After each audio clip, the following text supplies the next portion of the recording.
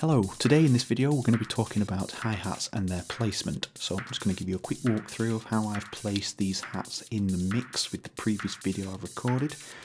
So we'll start here.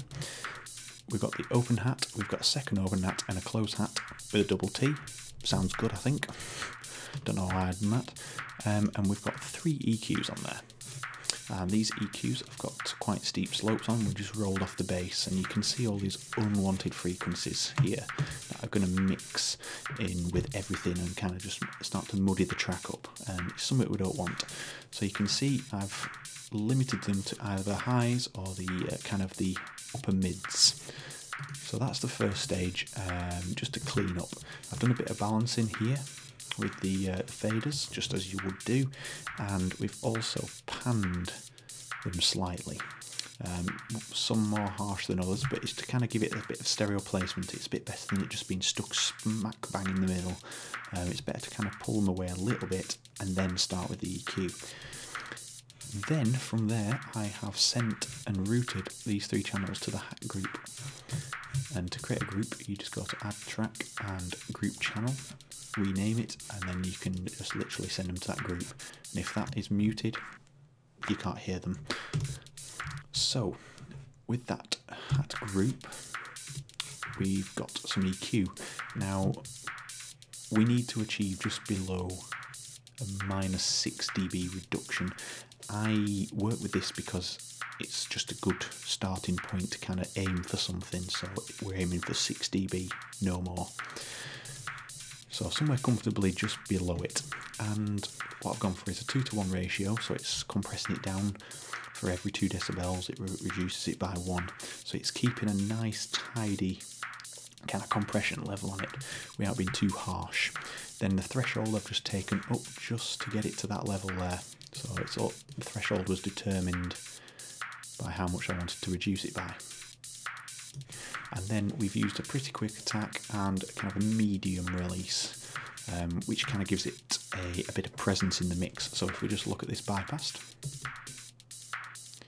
the whole kind of feel of that hat section has just disappeared. It's just crashed and gone really dull and boring.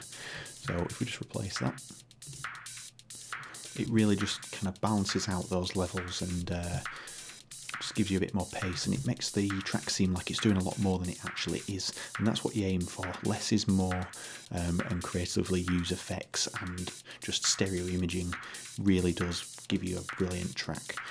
And finally we have used a bit of side EQ here, so I've rolled off again because the EQ has added some unwanted frequencies down here, and we've also so we've done it to about 1.5 Hertz, 1,500 Hertz, and we've emphasised the upper mids, and we've just pulled out that stereo image data. Just, it's not actually pulling the sound from the centre, it's pulling its stereo image, its stereo data that it may have, because they are recorded in stereo unless you're using mono instruments.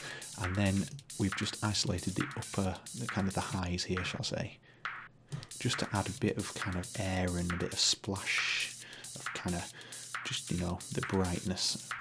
So if we just take that away, it just seems to lose something. You don't know what it is, but it's the airiness. It's kind of filling a void that is present at the moment. So it's very subtle. We don't want to hear drastic results, and it just gives that whole presence a lot more meaning in the track. So if we put this in context,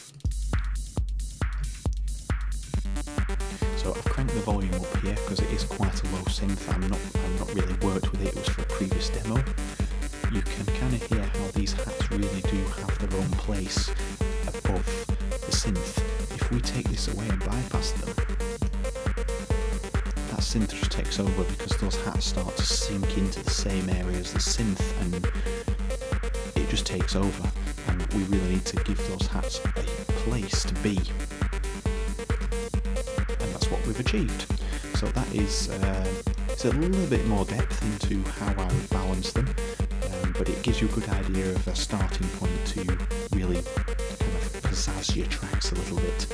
So thank you for watching. Subscribe for more, follow me on Instagram for the latest updates, and I will be back with another video next week.